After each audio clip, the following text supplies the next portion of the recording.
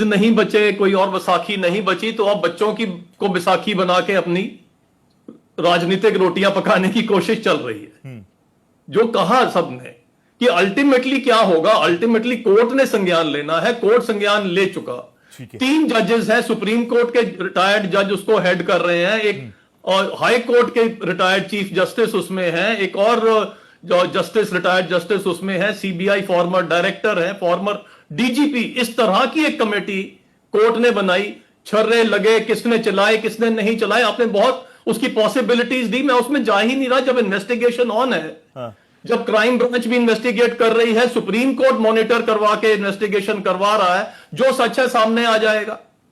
दूसरी बात, राहुल गांधी जी तो बहुत कुछ दिखाते हैं, वो तो जब कॉन्स्टिट्यूशन की किताब दिखाते हैं, वो कॉन्स्टिट्यूशन की किताब नहीं होती, खाली होती है। वो बहुत सारे कागज ले आते हैं, उन कागजों में कुछ नहीं होता, और फिर वो आके माफी मांग लेते हैं। इशू बेसिकली इतना ही है कि वंदे मातरम की इंसल्ट हुई, एक केक काटा गया तिरंगे वाला, भारत के झंडे वाला, उस केक को काटा गया।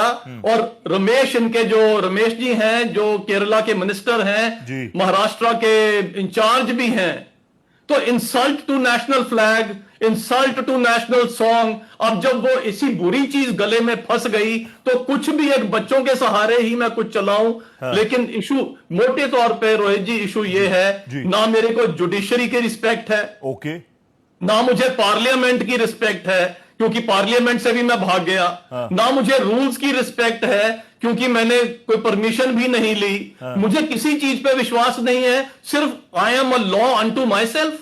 क्या डिलुलू हो गए हैं क्या? ओके। तो आज जो जिस जेनजी की ये बात कर रहे हैं, वो तो यही कहेंगे इनसे, भाई अपनी रोटियां हमारे से